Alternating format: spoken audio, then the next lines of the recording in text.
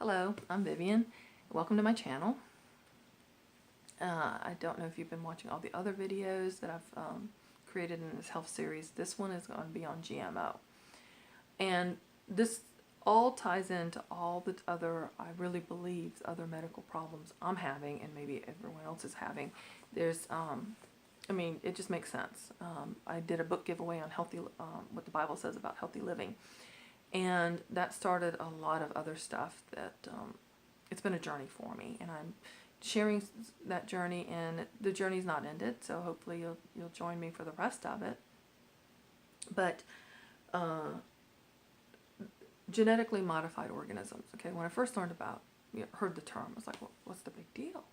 Isn't that what farmers and gardeners been doing forever?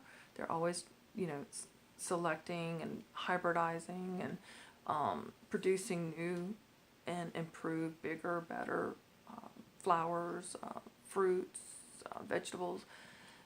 So when I heard genetically modified, I was like, okay, so they're now doing that in the lab a little bit more than they're doing it out in the soil. And I also talk about high fructose corn syrup in another video about PCOS and how much eliminating that from my diet has really, really helped me. So we have a lot of ignorance, a lot of not caring, really. I mean, honestly, a lot of us are too busy doing stuff to be worried about exactly where our food came from. But now, you get to a point in your health where you've got to learn and you got to educate yourself.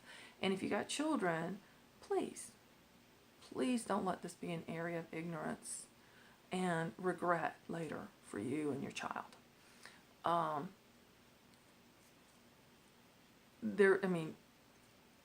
used to give my kids, I'm so ashamed of this, I used to give my kids Pop-Tart. They didn't even care that it was not toasted. They would eat it in the car on the way to school. They liked that. And, it's like, hey, it worked. So that's what I did. And that's one of the biggest shames I have in my life. Of all the things I've done that could be shameful, that is one of the biggest. The way I started those kids out. And then when we started homeschooling, a lot of things changed, of course, because we were able to eat a better breakfast. And I was able to see the actual consequences of certain breakfast foods versus other breakfast foods in the behavior and learning ability of my two kids. So that made a lot more changes. And then as my health declined, learning what was better for me was also better for them. Got to keep this wet. So, genetically modified organism, GMO. Where do I start? Okay. It's copyrighted plant and seed. So to understand copyright, they have to be able to prove it's their seed. Okay, whether it's Monsanto or another big corporation that's got that seed copyrighted, they include antibiotics in the genetic code of that plant. So what they do is they have a smear, they have those petri dishes with different types of bacteria, and that their antibiotic will destroy one of those bacteria. And their competitors that's also growing GMO of that same type of plant, they are using a different type of antibiotic in theirs, so it treats a different petri dish bacterium. So you're getting antibiotics in that GMO. You can't wash it off. It's in the genes, okay? You understand, it's in the whole plant. And what they do is they take, like, I'm going to use corn as the easiest example because it's in everything. There's no moderation of eating corn in our diet. So, you're getting a dose of antibiotics. And a lot of this stuff goes to our livestock, to our cattle, pigs, chickens, that we eat. So it's in all these areas. So we're getting dosages, and this is why We're also getting antibiotic resistant strains of things that we thought we have eliminated. So they're coming back from not just tuberculosis, but everything. Wait till you see my vaccine video. I'm not anti-vax, by the way. I'm just anti some of the things that they're doing in the vaccines. So, you have the antibiotics. That's what they do. And that's how they track their copywriting on these seeds. They're not supposed to be able to replicate. You're not supposed to be able to take that corn seed, that corn, and plant it next season and grow some more. But they do. I've seen it. I've seen fields that they grow GMO corn out here. They used to grow it right across the street from where we used to live. And they would harvest it, and next year, before they redid it and planted another batch of corn or soy or cotton, and that's what it was always one of those three, and they were all GMO. I would see corn growing from last year's stuff before they came over and plowed it over and put whatever else they were going to grow that current year. So it was growing, but it was also said that then it came out that, well, the terminator gene takes about 4 generations to work. So you can save the seed from that first planting, which is illegal, by the way. If it's a GMO corn, you're not allowed to save the seed to grow next year. You have to buy them or get permission or something. But let's say you were able to do that. So you did that for 4 years. That 4th year, it's not supposed to grow. Okay? Now, what's interesting also is there's a man, you can look it up, but anyway, he got blacklisted for quite some time before others recreated his experiment and said he was right. But he did mice with GMO foods, and about the 3rd generation, they started having fertility problems and a lot of health problems, the 3rd generation of mice. By the 4th generation, they were sterile. They couldn't have more baby mice, and they were all very sickly. People, we've been eating that stuff, and I think the 3rd and 4th generations are happening, and I think there's a connection I've mentioned in other videos with PCOS and other fertility issues that many of the young girls are now, it's almost commonplace for these young people to have these issues. So there's that terminator gene, whatever, I'm not sure exactly how that's done, but that terminator gene may be more for humans than it is for the corn. I don't know. I mean, this stuff with Agenda 21, yeah, that's loopy. And I'm of the mind, okay, these people that created these things are highly intelligent, highly educated, brilliant people. I mean, I truly believe that. How can they produce this and not know or consider the ramifications, the dangers of this? It's not supposed to cross-pollinate. It does. There's a lot of organic canola growers, rapeseed growers, suing these various companies for contaminating their organic crops because they can't sell it if it's cross-pollinated with GMOs. Okay, now we got the antibiotics and we got the terminator gene. Now, for the neurotoxin, okay? There's a neurotoxin, the glycophage, I may say that wrong, but anyway, it's genetically in the plant. It has its own built-in pesticide. What does that mean to us? It normally disrupts the digestive tract of insects and kills them. Have I mentioned the increase in digestive issues among humans? I think I have in the other videos, definitely, so I'll mention them here again because in the context of GMOs. In moderation. They keep saying moderation, but I'm hitting corn in particular because it's a highly subsidized food. Your tax dollars makes it very cheap. We're paying farmers overly. This is why corn gets into everything. High fructose corn syrup, when that was created, was like, oh yay, new sweetener that's going to very shelf stable, long shelf life. Very damaging. You know, this is I think biggest cause of diabetes, type 2, adult onset, since it's been out. And oh gosh, I cannot speak strongly against it enough. I just can't. So you have a neurotoxin that you're ingesting in everything, pretty much, because corn is in so many, anything that's highly processed, it's got corn, or corn oil. I take a stand of going using non-GMO verified foods, or GMO free. The video I did about those brown bottles and the root beer, it's cane sugar. If it doesn't say cane sugar, if it just says sugar, chances are it's beet sugar, and it's GMO beet, and they're making sugar from that. It's cheaper, and they can grow it outside of the warmer places of Southern California and Florida. They can grow cane further up, grow beets further up north, and they can grow sugar cane.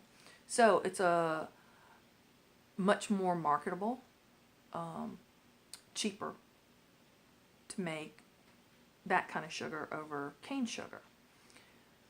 Cane sugar is a little bit, it's still not healthy for you, so don't get the wrong idea. But I just don't want to support anything that's putting GMOs in the environment and in our food system. So I look for cane sugar, or better yet, no sugar, no sweeteners at all. Don't do the artificial. But so antibiotics,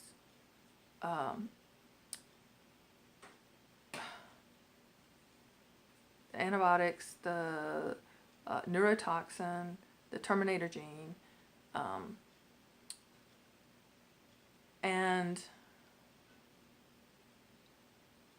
you would be amazed. You're just going to be shocked. Okay, when I found out that GMO corn is most likely used to make citric acid, so you're like, yeah, it's not economical to make citric acid powder, the powders that we can use in cooking and buy it for canning. It's not something I would associate with corn. It's citrus. So, in my mind I've got lemons, grapefruits, oranges, limes in my head, but in reality it's used with, it's made from corn and a black mold. Yeah, black one. It's actually it's linked to penicillin. It's Aspergillus niger, I think. It's black mold. And it can be very toxic for anyone to be around, especially someone with a weakened immune system, or a crazy overactive immune system like me. But it's that mold converts the sugar in the corn into citric acid. So I'm now having to look for organic citric acid, or just not using it, because I don't want to buy any GMO products. I don't want to support any of the industry that does GMO. So I'm looking for GMO free, non-GMO verified, organic. Now, word of warning about organic. Where do I start? It's not what I used to think it was. And if you buy a processed box of, let's say, organic mac and cheese, and there's a small percentage of that can be non-organic. Now, it's my understanding it cannot be GMO at all ever in that small percentage, but it can be non-organic ingredients in that. So, but I prefer looking for when non-GMO verified, that's an actual, they'll come out, I support them. They just make sure it's, you can use pesticides, you can use herbicides growing that plant, but it cannot have any relationship with GMOs. And I support that, because I think GMOs are not only toxic in our diet, but it's toxic in the environment. It's the whole thing with bees, that's causing a lot of problems,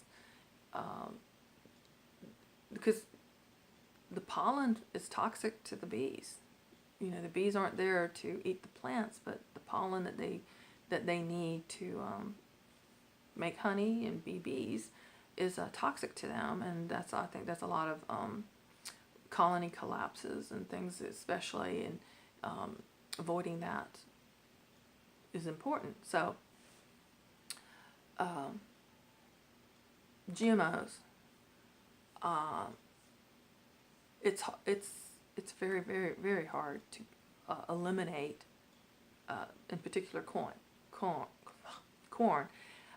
But what was the top ones were corn, soybeans, cotton, and canola, rapeseed. Actually, it's called rapeseed. Canola is shortened for Canadian Oil Association, I believe, or something. So they, saying rapeseed is, they knew consumers would not like that, so they renamed it canola. It's really not a food. It's something that they learned to use. Just like, why would I list cotton in our food? Well, look at a lot of cans. You see cottonseed oil. Okay. So I've not seen a bottle of cottonseed oil that I can use for cooking, but it's in, especially like canned sardines. Watch out for that. It is more than likely a GMO. So I don't know. I don't have the chemical training. I hadn't done the research to know if I have cottonseed oil, are the antibiotics and the neurotoxin removed by the time it's refined into an oil. Is that safe? You're not getting the neurotoxin and the antibiotic in there. I don't know, but I just know that that's not good to have in our environment. And the whole purpose behind this is going to help sustain human life and avoid scarcity in the future, because this is going to be, it's bug resistant. They can spray a herbicide and it's not going to kill that plant in particular, but it'll kill the weeds that's growing around it, so the plant itself will thrive, is becoming a myth. It's an outright lie in a lot of cases. There's a lot of things with the suicide of farmers in India that's really heinous. It's just heartbreaking when you look at what's going on, and this is why America is hated by a lot of countries, because we are the home of these corporations that's doing this. The whole destabilizing of Mexico was never that stable to begin with, but when our corn was cheaper than what they can grow themselves, and our corn is toxic, and it literally ran almost all the small farmers off their own lands because they couldn't compete with their heirloom corn against the American corn that came in so much cheaper than what they can even grow locally and sell locally.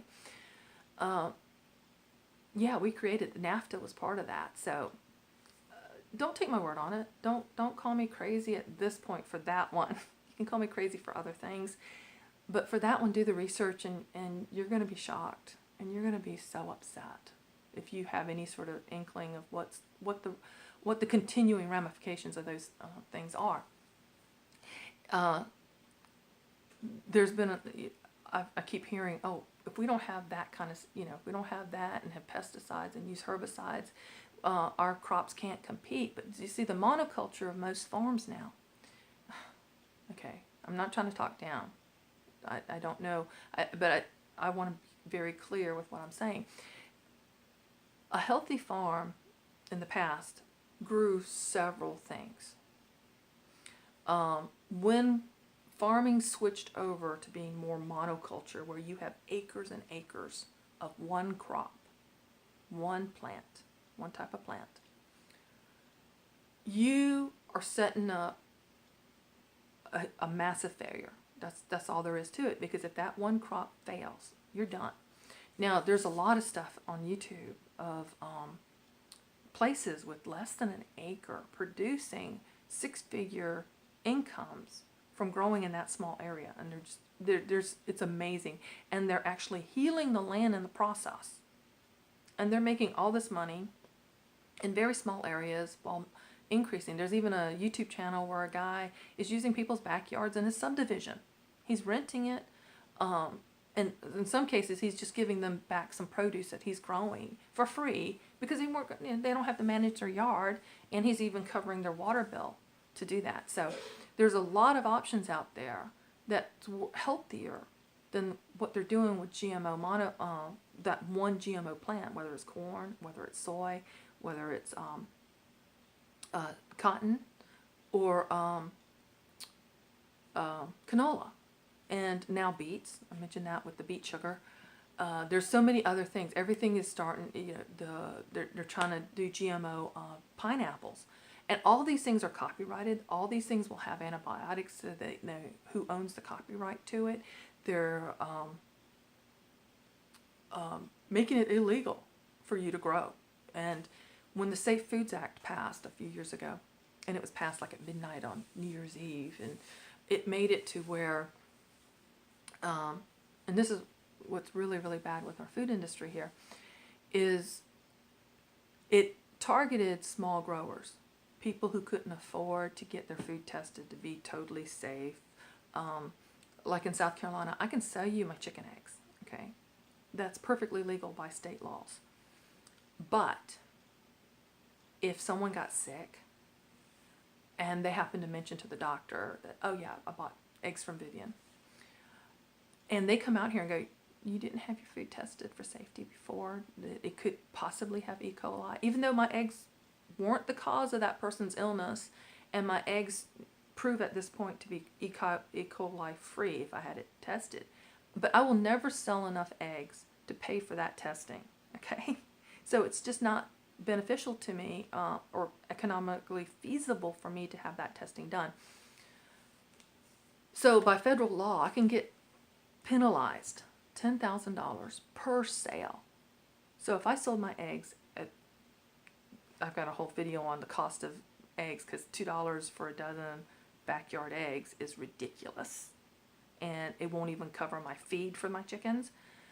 If I sold all the eggs and didn't even keep any for myself, I wouldn't cover the feed. So if I sold them for even $4 or $5 a dozen, and there is a definite noticeable difference between them and store eggs, the yolk, everything, there's just no comparing the two. But to risk $10,000 per sale, and if they could document I sold to that family 3 times, that's $30,000. Now, they've not enforced that law, but I'm aware of that law, and it's just not worth the risk. And most of the food poisonings that people have gotten has not been from someone's backyard eggs, but factory eggs. And if you look at the factory eggs, again, in that video about the cost of backyard eggs, I'll link it in the description. If you see the conditions that those chickens are under, and they don't live past a year or year and a half, and the conditions that they're in when they die, I don't want to support that either. When I have to buy eggs, or when my husband buys eggs, I'm just cringing, going, I don't want to support an industry that is that toxic. And I look for cage-free, which is, seriously, free range is better, blah, blah, but you can't find it in the store. So I try to get cage-free, so at least it's not as horrendous, but it's still pretty horrendous. So educate yourself. There's GMOs are not going to save the planet. It's ruining the planet. GMOs are toxic on more than one level, not just when we eat them, and not just when the animals we eat them. So educate yourself. Don't take my word on it. This is not a crazy conspiracy rant. Not this video, anyway. So do your own research.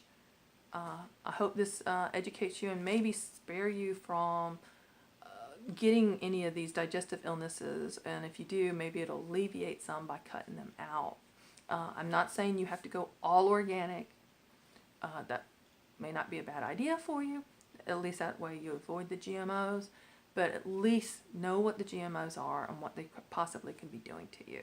Thanks for watching.